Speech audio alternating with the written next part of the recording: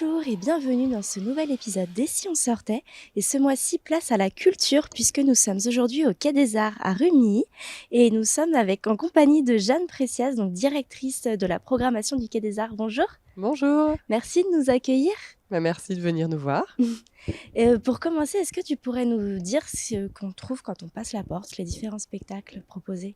Oui, alors le Quai des Arts, c'est une salle de spectacle qui est pluridisciplinaire. Ça veut dire qu'on accueille des spectacles sur des saisons qui sont pluridisciplinaires. On a vraiment toutes les esthétiques. On a du concert, de la danse, du cirque, du théâtre. Et on accompagne aussi des compagnies à la création et en résidence. Donc l'objectif, c'est de proposer au public des spectacles vraiment variés de septembre à mai chaque saison. Ok, donc comme tu le disais, théâtre, danse, concert Oui, et cirque, oui, un peu. cirque aussi. Ouais, ouais, tout à Donc fait. l'idée, c'est de pouvoir en proposer pour tous les goûts. Exactement, tous les goûts et tous les âges. Et est-ce que il y a des spectacles qui sont destinés au jeune public principalement? Oui, on a une belle part de programmation jeune public, donc des spectacles qui s'adressent vraiment, aux parents accompagnés de leurs enfants et qui, sont accessibles parfois à partir de 6 mois ou 1 an, vraiment, des tranches d'âge très diverses et on a plusieurs rendez-vous comme ça sur toute la saison. Alors, de la même façon, ça peut être du cirque, de la danse, de la musique ou du théâtre. OK, donc un éveil, artistique, si je peux dire, Oui et puis c'est vrai qu'on encourage vraiment à la sortie en famille, on trouve ça vraiment chouette de pouvoir éveiller au spectacle, les enfants dès le plus jeune âge. et donc en parlant du jeune public, j'ai vu aussi qu'il y avait des spectacles destinés aux scolaires. Voilà, alors on a des spectacles jeunes publics que la plupart du temps, on programme aussi en scolaire. Ça s'adresse, aux écoles, de la maternelle jusqu'au lycée. On touche vraiment aussi là, de l'élémentaire au secondaire, de la maternelle au secondaire même, sur ces spectacles scolaires tout au long de la saison. Et donc toujours dans cette idée de sortie familiale, j'ai vu que vous proposiez donc les vendredis midi du Quai des Arts. En quoi ça consiste, exactement? Alors les vendredis midi du Quai des Arts, c'est un partenariat avec la médiathèque puisque le Quai des Arts a cette, particularité d'être un grand bâtiment avec d'un côté la salle de spectacle dont je m'occupe et la médiathèque de l'autre côté. Donc les partenariats sont, très faciles à tisser du fait de cette proximité. Les vendredis midi, c'est un vendredi par mois. Un rendez-vous gratuit sur le temps de 12h30 à 13h15 pour les gens, qui potentiellement sont en pause déjeuner, qui travaillent, actifs ou inactifs et avec, différentes propositions artistiques aussi. Ça peut être projection de films, rencontres, avec des partenaires, musique, midi création, exposition, vraiment, tout type de rendez-vous artistiques. Et comment on s'inscrit sur ces vendredis midi? Alors c'est gratuit, il faut simplement nous appeler ou nous envoyer un mail pour s'inscrire, sur le vendredi midi qui vous intéresse. D'accord, et donc c'est pour, tout type de public? C'est Ouais, pas c'est vraiment tout public. Là, c'est, généralement pas des rendez-vous qui sont destinés au jeune public, mais au tout public, public adulte d'accord. et le prochain, a lieu le 18 mars. Ce sera une lecture, musicale, donc 2 comédiennes chanteuses, qui mélangent texte et chansons, et c'est dans une petite salle de la médiathèque où il y a une toute petite jauge, donc c'est vrai que c'est un moment assez privilégié avec Un les peu artistes qui est intimiste. voilà, qui est très apprécié. C'est, de beaux moments à venir donc. Oui. Et j'ai lu sur votre site également que vous mettez en place différentes actions culturelles. En quoi ça consiste? Alors c'est une part très importante effectivement de notre mission. Il y a la diffusion des spectacles, il y a l'accompagnement aux compagnies puisqu'on accueille aussi, régulièrement des compagnies en résidence qui viennent en fait créer leurs spectacles, dans notre salle et puis on a tout un volet action culturelle. L'action culturelle en fait, c'est tout ce qu'on fait en dehors du spectacle, en plus des spectacles. Ça s'adresse vraiment à tous les publics, même les publics qui ont pas l'habitude et en particulier ceux-là qui ont pas l'habitude de venir au spectacle. Ça peut être à destination des scolaires, donc on a des parcours du spectateur qui vont, de la venue au spectacle, à la visite du lieu, des coulisses, de la technique, mais aussi des interventions, artistiques. Il y a des artistes qui, viennent faire de la pratique artistique dans les écoles. Ça peut être avec les scolaires, mais ça peut être, aussi en EHPAD avec des personnes âgées. Ça peut être, là, au mois d'avril, par exemple, un stage qu'on va faire à une compagnie de danse, 3 intervenants, un stage pluridisciplinaire qui s'adresse vraiment à toutes les tranches d'âge, de 8 à 100 ans et notre objectif, c'est vraiment d'amener, à la pratique artistique et ensuite au spectacle par ce biais-là. D'accord et ça, c'est pareil quand vous faites, quand vous mettez en place des actions culturelles, comment on fait pour, éventuellement s'inscrire ou Alors ça dépend vraiment, il y en a qui sont pas sur inscription, qui se font, D'accord. directement en lien avec les partenaires avec lesquels on travaille, socioculturels du territoire et puis il y en a d'autres comme le stage, dont je parlais au mois d'avril, qui est un stage de danse, vidéo, musique. Là, il faut directement nous contacter pour s'inscrire. Là, encore une fois, c'est gratuit et c'est sur 4 jours. OK, bon, bah, j'espère que vous avez bien noté le rendez-vous et donc, on le disait en début de cette émission, tu es directrice de la programmation. En quoi ça consiste? Alors ça consiste, à programmer, donc à choisir tous les spectacles et concerts qui vont avoir lieu dans cette salle. Donc moi je vais beaucoup, en repérage, je vois des centaines de spectacles chaque année et puis de ça, je retire, une programmation, que je propose, pour cette salle de spectacle du Quai des Arts. OK, donc c'est toi qui choisis la programmation ou vous êtes une petite équipe à Oui, alors la programmation, c'est moi qui l'a fait, suite à ces repérages d'accord. et on est, une petite équipe de permanents, au Quai des Arts. On est 4, donc c'est vraiment une petite équipe pour, la trentaine de spectacles qu'on propose, Oui. chaque saison. On a une personne, à la régie technique et on est 3 en administration, accueil artiste, billetterie, communication, direction, programmation. Donc ça fait, Ça pas mal de fait, missions ouais.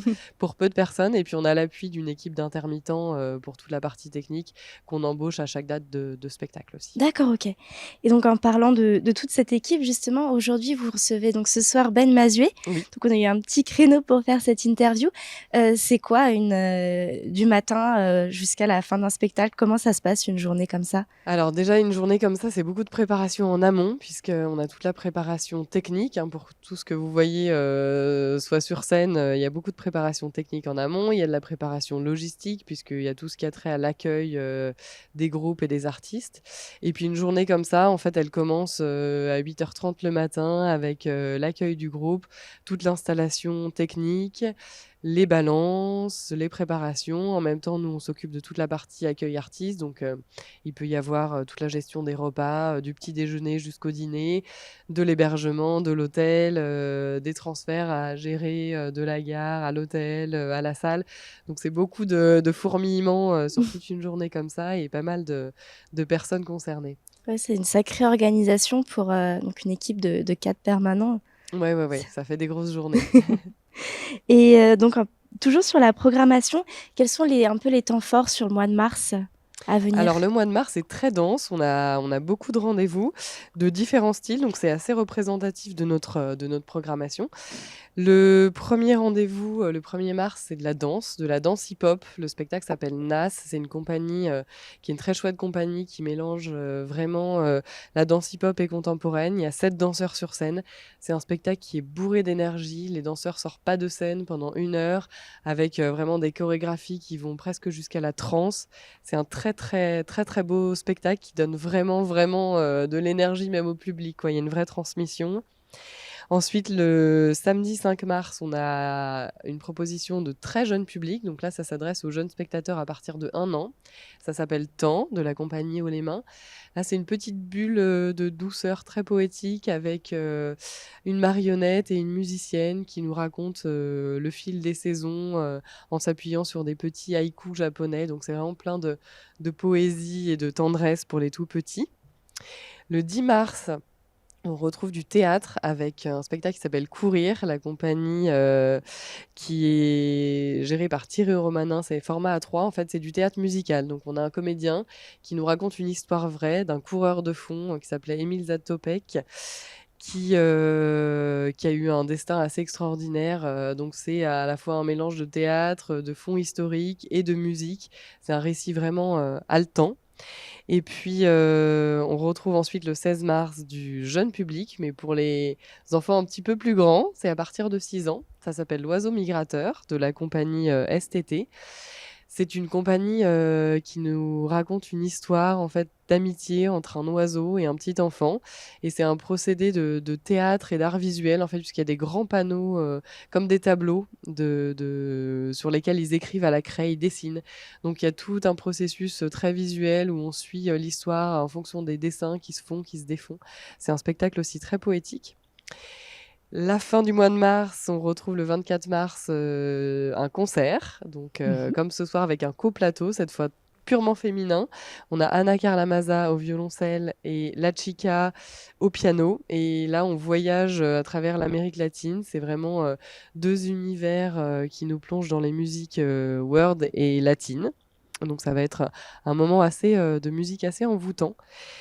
Et puis on termine avec La Claque, qui est un spectacle de Fred Radix, un artiste qu'on avait déjà reçu, qui a fait pas mal de buzz avec son précédent spectacle, Le Siffleur. Là, il nous raconte l'histoire de La Claque au théâtre. C'était des personnes qui étaient embauchées pour faire les applaudissements dans les années 1800 et quelques. Donc c'est un théâtre très humoristique et musical.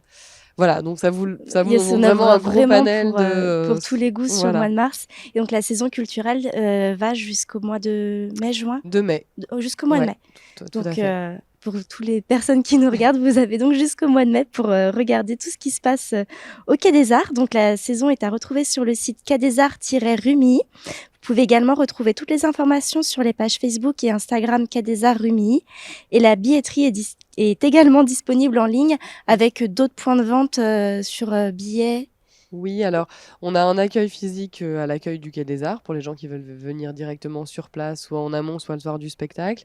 Une billetterie par téléphone et puis on a aussi pour, les dates de concert, nos rendez-vous sont généralement disponibles, sur tous les points de vente France Billets, donc Fnac, et autres points de vente habituels. Merci beaucoup Jeanne pour ton accueil et à toute l'équipe également. En tout cas, moi j'espère que ça vous donnera envie de découvrir ou de redécouvrir le Quai des Arts. Et pour passer la porte, donc rendez-vous à Rumilly sur la place d'Armes. Et quant à nous, on se retrouve tout de suite pour une petite sélection d'idées sorties pour le mois de mars.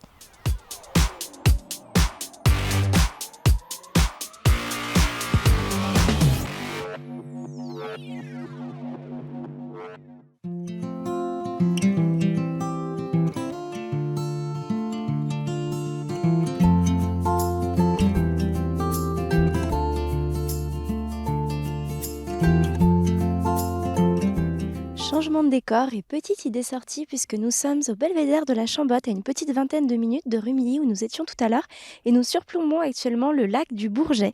Et nous poursuivons sur la culture puisque la 10e édition du salon Art Genève aura lieu du 3 au 6 mars à Palexpo. L'occasion de découvrir des galeries internationales et des collections privées. Pour en savoir plus, rendez-vous sur le site palexpo.ch.